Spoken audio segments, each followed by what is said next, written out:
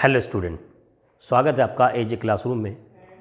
इस लेक्चर में हम लोग नंबर ऑफ़ ट्रांसफर यूनिट के लिए एक डेरिवेशन करेंगे। अरेंजमेंट होगा काउंटर फ्लो का हीट एक्सचेंजर का। पिछले लेक्चर पर हम लोगों ने एलएमटीडी के पैरेलल और काउंटर दोनों डेरिवेशन कर चुके हैं, और जो जस्ट रिसेंट लेक्चर आया था वो था एनटीयू फॉर पैरेलल फ्लो। तो अगर आपने एलएमटीडी के डेरिवेशन और एनटीयू के पैरेलल का डेरिवेशन नहीं देखा है तो सबसे पहले आप उसे सीखिए, उसके बाद ही इस लेक्चर को पूरी तरीके से समझ पाएंगे। अब देखिए, ये जो फिगर आपके सामने है ये मैंने एक अरेंजमेंट इसमें एक्स और वाई एक्सिस पे लिया हुआ है। एक्स एक्सिस पर मैंने एरिया लिखा हुआ है जो हीट एक्सचेंजर का है, और वाई एक्सिस पे लिया है जो टेम्परेचर का यहाँ पर एक वेरिएशन हो रहा है। तो इस तरीके से मान लीजिए अगर ये हीट एक्सचेंजर है और लेफ़्ट टू हम राइट बढ़ते हैं तो किस तरीके से हॉट फ्लूइड और कोल्ड फ्लूइड के टेम्परेचर में डिफरेंस आता है, किस तरीके से उसका टेम्परेचर वेरी करता है। अगर हॉट फ्लूइड की बात की जाए तो हॉट फ्लूइड का जो इनलेट टेम्परेचर है वो है TH1 और उसका आउटलेट टेम्परेचर है TH2। लेकिन चूंकि ये काउंटर फ्लो का अरेंजमेंट है तो अब यहाँ पर जो इनलेट टेम्परेचर कोल्ड फ्लूइड का होगा वो क्या होगा, राइट में होगा। पैरेलल में किधर होता था, लेफ्ट में होता था। तो ये जो नीचे वाला ग्राफ है, लाइन है, ये किसको रिप्रेजेंट करता है, कोल्ड फ्लूइड को। तो यहाँ पर inlet temperature of cold fluid होगा TC1 और ये इंक्रीज करके हो जाएगा TC2। अब मैंने यहाँ पर क्या किया है, एक एलिमेंटल एरिया छोटा सा DA यहाँ पर ले लिया। इस एलिमेंटल एरिया की बात करें तो यहाँ पर जो हॉट फ्लूइड का टेम्परेचर है वो TH है, अंडरस्टैंड। और जिस तरीके से इस एलिमेंटल एरिया में आगे बढ़े तो वो डिक्रीज करके यहाँ तक पहुँच गया। तो कितना डिक्रीज हुआ, वो डिक्रीज हो गया DTH। इसी तरीके से अगर जो डिफरेंस देखा जाए, अगर हम कोल्ड फ्लूइड की बात करें तो यहाँ से लेकर के यहाँ तक, यानी इस एलिमेंटल एरिया के अंदर में जो टेम्परेचर में चेंज हो रहा है वो चेंज हो रहा है DTC। अब इस एलिमेंटल एरिया में जो चेंज हो रहा है DTH माइनस DTC उसको कह देते हैं D थीटा। जैसे कि हम लोग लेफ्ट फेस पर जो टेम्परेचर का डिफरेंस होता है TH1 माइनस TC2 वो होता है θ1, और राइट फेस पर जो टेम्परेचर का डिफरेंस होता है TH2 माइनस TC1 उसे कहते हैं θ2। साथ ही साथ अब अगर हम यहाँ पर इसका हीट ट्रांसफ़र का फॉर्मूला लिखें, यानी heat transfer from elemental area, तो ये हो जाएगा DQ is equal to U into DA into temperature में कितना चेंज हो रहा है यहाँ पर TH माइनस TC। इस टेम्परेचर से इस टेम्परेचर पर यहाँ पर हीट पे ट्रांसफ़र हो रहा है। ये मैंने जो हीट का ट्रांसफ़र फॉर्मूला लिखा है ये ओवरऑल हीट ट्रांसफ़र कोएफिशिएंट यानी U के टर्म में लिखा हुआ है। अब हम लोग जानते हैं कि जितना हीट ये लॉस करता है हॉट फ्लूइड, उतना ही हीट कोल्ड फ्लूइड गेन भी करता है। तो हम लोग यहाँ लिख सकते हैं heat loss by hot fluid is equal to heat gain by cold fluid. अगर यहाँ कर बात करें तो कितना हीट लॉस कर रहा है वो होगा MH mass flow rate of hot fluid into CPH into delta T, कितना टेम्परेचर में डिफरेंस आया DTH इज इक्वल टू, ये हो गया हॉट फ्लूइड के बारे में। कोल्ड फ्लूइड की बात करें तो MC into CPC into DTC। अब एक बात यहाँ पर ध्यान देने वाली बात है कि ये जो डेल्टा T होता है ना वो होता है फाइनल माइनस इनिशियल। तो अगर फाइनल माइनस इनिशियल की वैल्यू करने पर नेगेटिव आती है तो हम यहाँ पर क्या करते हैं, पहले नेगेटिव लगा लेते हैं। आइए अपने डायग्राम में चलते हैं। जब हम जीरो से लेकर के एरिया में एरिया A आगे बढ़ते रहते हैं तो हमें यहाँ से देखना है, जब यहाँ से यहाँ बढ़ गए हैं तो यहाँ पर जो DTH होगा, आप देखिए फाइनल होगा ये और इनिशियल होगा ये, यानी फाइनल तो कम है और इनिशियल ज़्यादा है। तो अगर फाइनल माइनस इनिशियल करेंगे तो ये वैल्यू क्या आएगी, नेगेटिव, इसलिए यहाँ पर लगा देंगे माइनस। उसी तरीके से यहाँ पर हम अगर यहाँ पर आगे बढ़ें कोल्ड फ्लूइड में तो देखिए फाइनल ये रहा इनिशियल, ये रहा फाइनल। आपके दिमाग में आ सकता है कि सर हम ग्राफ में तो इधर से बढ़े थे। मैं जो बात कर रहा हूँ वो एरिया की बात कर रहा हूँ कि एरिया में जब हीट एक्सचेंजर के इंक्रीजिंग साइड बढ़ते हैं तो इनिशियल ये रहा, फाइनल ये रहा। फाइनल की वैल्यू कम है, इनिशियल की वैल्यू ज़्यादा है, तो यहाँ क्या आ जाएगा, यहाँ भी नेगेटिव लगाना पड़ेगा। क्लियर है? अब एक चीज़ और, इसको क्या लिख देंगे, इसको लिख देंगे डी क्यू के इक्वल टू, यानी ये हीट ट्रांसफर हुआ यहाँ पर। अब हम क्या फाइंड करते थे कोल्ड फ्लूइड में, हम फाइंड करते थे यहाँ पर 1/dt, ये DTH की वैल्यू सीधे सीधे, तो DTH क्या हो जाएगा यहाँ से, ये हो जाएगा माइनस dQ/mH CpH। इसकी जगह हम लोग क्या लिख सकते हैं, minus dQ/CH, where capital CH is the heat capacitance of hot fluid. इसी तरीके से इसके इक्वल करेंगे तो यहाँ आ जाएगा DTC is equal to minus dQ/mC CpC, यहाँ पर लिख सकते हैं minus dQ/CC। Equation first, equation second, where capital CH and capital CC are heat capacitance of hot and cold fluid. अब देखिए यहाँ पर क्या आ गया, इक्वेशन फर्स्ट और इक्वेशन सेकंड हमारे पास आ चुका है। क्या करेंगे, इक्वेशन फर्स्ट से इक्वेशन सेकंड को माइनस कर देंगे, लेफ्ट को लेफ्ट में माइनस करेंगे तो then it will become DTH minus DTC। यहाँ पर देखिए क्या है, माइनस dQ/CH, फिर माइनस लगाएंगे तो यहाँ तो एक और माइनस है ना, माइनस कर रहे हैं हम, तो ये माइनस माइनस क्या हो जाएगा प्लस, ये आ जाएगा dQ/CC। यहाँ पर क्या करेंगे हम लोग, माइनस DQ को कॉमन ले लेंगे तो ये हो जाएगा माइनस DQ, और यहाँ पर आ जाएगा CH माइनस 1/CC। देखिए माइनस से ब्रैकेट ओपन करेंगे तो ये तो माइनस आ जाएगा, और माइनस से माइनस प्लस तो प्लस आ जाएगा। अब यहाँ पर देखिए DTH माइनस DTC है ना, हम इसको लिख सकते हैं यहाँ पर, इसको अच्छा फिलहाल भी रहने देते हैं, DTH माइनस DTC। यहाँ DQ की वैल्यू यहाँ से पुट कर सकते हैं, क्या है U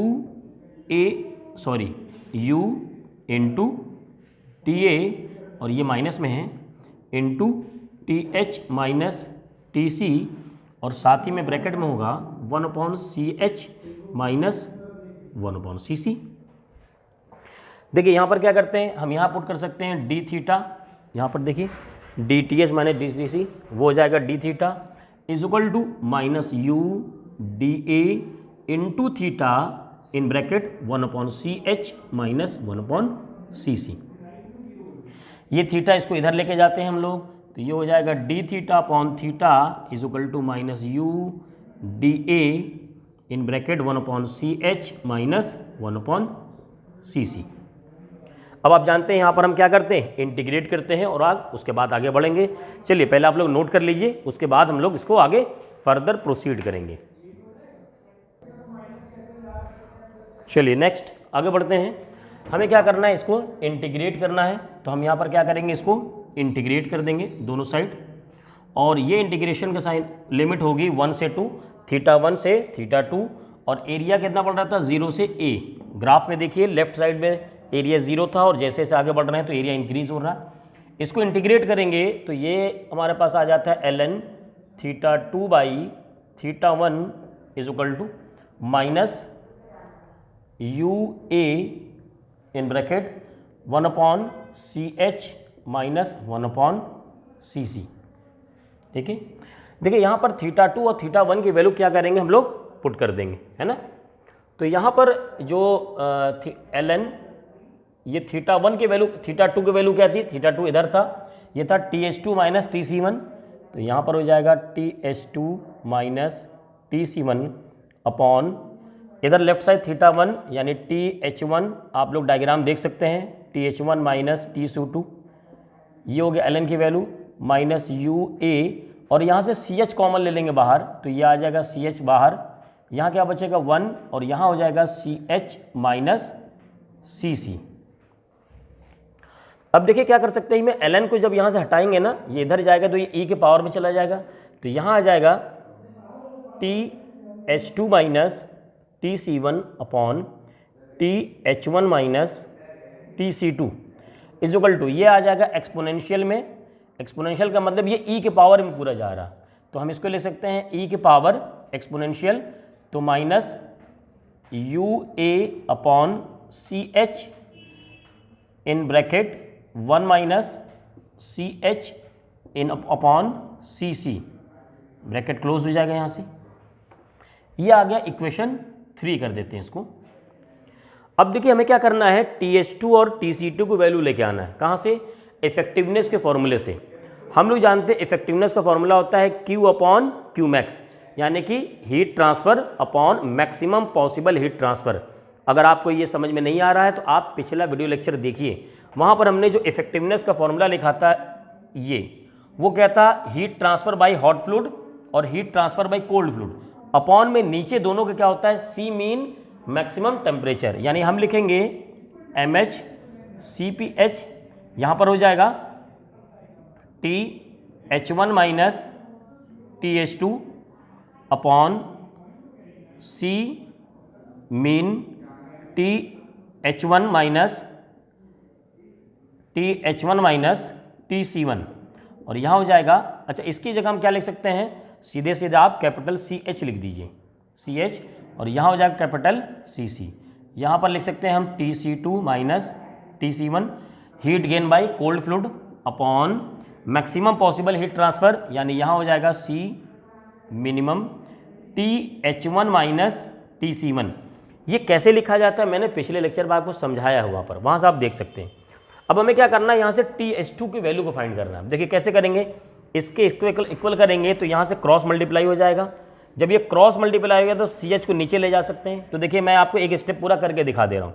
तो ये हो जाएगा एप्साइलन इंटू C मीन, और ये हो जाएगा TH1 minus TC1 is equal to, ये है CH TH1 माइनस TH2।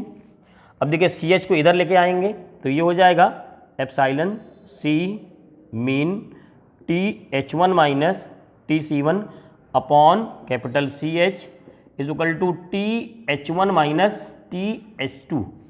मुझे फाइंड करना है वैल्यू TH2 की, तो मैं TH2 को इधर लेके आऊँगा और ये पूरा टर्म इधर लेके चला जाऊँगा। तो यहाँ आ जाएगा TH2 is equal to TH1 वही रहेगा, माइनस करके ये आएगा minus epsilon C mean TH1 minus TC1 upon CH।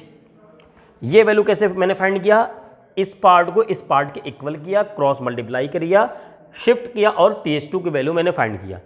अब मुझे अगर TC2 की वैल्यू फाइंड करनी है तो मुझे इस पार्ट को इसके इक्वल करना पड़ेगा, क्रॉस मल्टीप्लाई करना पड़ेगा, CC को नीचे ले जाना होगा और TC2 की वैल्यू आएगी। तो देखिए जब आप ऐसा करेंगे तो TC2 की वैल्यू कितनी आएगी वो आप समझ लीजिए। TC2 की वैल्यू आ जाएगी यहाँ पर TC1 प्लस, यहाँ पर आ जाएगा effectiveness epsilon C minimum TH1 minus TC1 upon CC। जैसे मैंने बताया है ना, सेम स्टेप आप इसके लिए फॉलो करेंगे तो ये वैल्यू आएगी। अब हमें क्या करना है, TH2 और TC2 की वैल्यू को इस इक्वेशन 3 में पुट करना होता है। तो substitute value of TH2 and TC2 in equation 3। चलिए TH2 की वैल्यू हम लेकर के आ चुके हैं, कितना है वो है TH1 minus epsilon C mean in bracket TH1 minus TC1 upon ये है CH, और अभी TH2 लिखा हमने, माइनस कितना होगा TC1, ठीक है। अपॉन में क्या आएगा, यहाँ अपॉन में आएगा TH1 माइनस TC2 की वैल्यू, TC2 की वैल्यू यहाँ से ले देंगे तो ये हो जाएगा TC1, ये प्लस था तो माइनस लगते ही क्या हो जाएगा, माइनस हो जाएगा। Epsilon C mean TH1 minus TC1 upon CC equal to, ये लेफ्ट साइड का पोर्शन हुआ। राइट साइड में क्या होगा, यहाँ पर exponential in bracket minus UA upon CH in bracket 1 minus C H upon C C bracket close. ध्यान दीजिएगा, इक्वेशन 3 में मैंने TH2 और TC2 की वैल्यू यहाँ पर पुट कर दिया है। अब ध्यान दीजिए, इसे डरने की ज़रूरत नहीं, लंबा क्वेश्चन बन रहा है, बहुत आसानी से अभी ये सॉल्व हो जाएगा। आप ध्यान दीजिएगा ज़रा, मैं यहाँ पर क्या करूँगा, TH1 और TC1 को एक साथ करूँगा, इनको क्या करूँगा, एक साथ कर दूंगा। तो मैं कर दे रहा हूँ TH1 माइनस TC1 एक साथ कर दिया, और इसको एक साथ लिख दिया epsilon C mean TH1 minus TC1। Upon में क्या है इसके, अपॉन में इसके है CH, और टोटल के अपॉन में यहाँ पर भी देखिए TH1 माइनस TC1 को एक साथ कर देते हैं, TH1 माइनस TC1 को एक साथ कर दिया, यहाँ पर भी माइनस है, epsilon C mean TH1 minus TC1, इसके अपॉन है CC, और साथ में यहाँ पर क्या आएगा, एक्सपोनेंशियल, ये सेम डाटा आपके पास आएगा। अब देखिए कुछ चीज़ें कॉमन हो रही, ये ऊपर से कॉमन हो रहा है, ये नीचे से कॉमन हो रहा है। ऊपर से इसको कॉमन ले लेते हैं तो TH1 माइनस TC1 कॉमन हुआ। यहाँ पर क्या आएगा, यहाँ पर तो वैल्यू बची 1 माइनस, अब यहाँ पर देखिए ये भी तो टर्म था तो ये निकल गया, क्या बचा, epsilon C mean upon CH। वैसे ही नीचे देखिए, जब इस टर्म को कॉमन ले लेंगे तो ये TH1 माइनस TC1 कॉमन हो गया, यहाँ क्या बचा, इसके जगह बन गया 1 माइनस, ये वैल्यू निकल आएगी तो यहाँ सिर्फ बचेगा epsilon C mean upon CC, ठीक है, इक्वल टू, यहाँ क्या बचा, एक्सपोनेंशियल क्या था, लिख लेते हैं एक बार, UA upon CH in bracket 1 minus CH upon CC bracket close. देखिए अब आपको सॉल्व करने में आसानी हो रही होगी, क्योंकि देखिए यहाँ पर से ये कैंसिल हो जा रहा है ना, तो कैंसिल होने के बाद ये टर्म यहाँ पर बचेगा। हम क्या करेंगे, यहाँ पर अब CH और CC की वैल्यू रखेंगे, है ना, तो यहाँ पर CH और CC की वैल्यू रखेंगे, पहले आप इसे नोट कर लीजिए पूरा। चलिए तो आगे बढ़ते हैं। यहाँ पर हमने क्या किया, इसको कट कर दिया। कट करने के बाद हमें एक चीज़ ये देखना है कि अब हमें CH और CC को मीन और मैक्स वैल्यू बनाना है। तो इसको बनाने के लिए मैं आपको याद कराने के लिए कह रहा हूँ, क्या करना है, आपको यहाँ पर इन दोनों वैल्यू को कट कर देना। इन दोनों वैल्यू को कट करने के लिए क्या करना चाहिए, यहाँ भी C मीन होना चाहिए, और C मीन के लिए आप क्या कर देंगे, if CC is less than CH, इसका मतलब क्या हुआ, CC becomes C mean and CH becomes C max। दोनों कंडीशन में होती है, लेकिन डेरिवेशन में एक कंडीशन काफ़ी होती है। तो अब क्या करेंगे हम लोग, यहाँ पर वैल्यू पुट कर देंगे। तो देखिए ये हो जाएगा 1 minus epsilon C mean upon CH है, और CH की वैल्यू क्या हो गई, C max, तो यहाँ हो गया C max, और अपॉन यहाँ पर है 1 माइनस एप्सिलॉन बचेगा, क्योंकि C मीन रखते ही कट जाएगा, चलो रख देते हैं एक बार, C mean upon C mean equal to, आगे देखिए क्या आएगा, आएगा exponential in bracket 1 minus UA upon CH मतलब C मैक्स, है ना, और आगे आ जाएगा वहाँ पर in bracket 1 minus CH upon CC, है ना, यहाँ से वैल्यू आ जाएगी CH अपॉन CC, तो CH अपॉन CC, ठीक है, ये वैल्यू यहाँ पर आ रही है। यहाँ पर हमने इसको नोट करने में गलती कर दिया, ये वैल्यू UA अपॉन C आता है, और ये CC अपॉन CH होता है, नोट करने में हमने गलती कर दी थी। तो यहाँ पर आना चाहिए C मीन, और ये होगा, इसको लिख देते हैं यहाँ पर, C mean upon C max, ठीक है, ब्रैकेट क्लोज कर देंगे। देखिए यहाँ से ये वैल्यू तो कैंसिल हो गई, तो यहाँ आ गया 1 माइनस सिर्फ एप्सिलॉन, इसको क्रॉस मल्टीप्लाई करेंगे। क्रॉस मल्टीप्लाइंग कैसे लिखेंगे, यहाँ लिखेंगे 1 माइनस एप्साइलन सी मीन अपॉन सी मैक्स। एक बार 1 से मल्टीप्लाई करेंगे तो ये पूरा टर्म आएगा ही, एक पूरा टर्म लिख लेते हैं, exponential minus U A upon C mean और bracket 1 minus C mean upon max. ये पूरा टर्म हमने कैसे फाइंड किया, 1 से मल्टीप्लाई करके।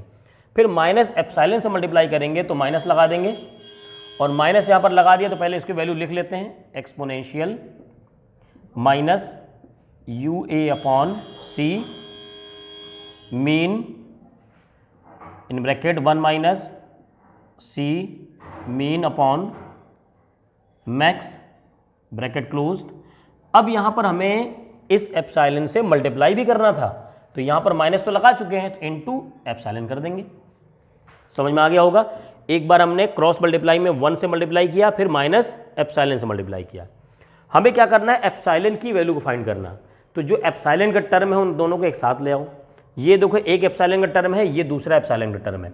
इसको क्या करेंगे, इसको इधर लेके चले जाएंगे, और जो बचा उसको इधर लेके चले जाएंगे। यानी यहाँ हो जाएगा 1 माइनस, ये इधर टर्म आ जाएगा तो 1 minus exponential minus U A upon C mean bracket 1 minus C mean upon C max. ये टर्म इधर आ चुका है, इस टर्म को हमें उधर लेके जाना है। चलिए मैं ब्रैकेट हटा करके पूरा अब लिख देता हूँ। तो पहले इस टर्म को लिख लेते हैं। अच्छा, ये तो जा करके उधर प्लस हो जाएगा ना, तो जब प्लस हो जाएगा तो एप्सिलॉन कॉमन ले सकते हैं। तो चलो एप्सिलॉन कॉमन ले लेते हैं, कॉमन ले लिया। यहाँ क्या बचा, यहाँ बचा सी मीन अपॉन सी मैक्स, और आगे जा होगा माइनस में इसके साथ, वो होगा exponential bracket minus U A upon C mean in bracket 1 minus C mean upon C max bracket close. अब देखिए इसको हम सॉल्व करने वाले पहुंचने वाले एकदम हैं।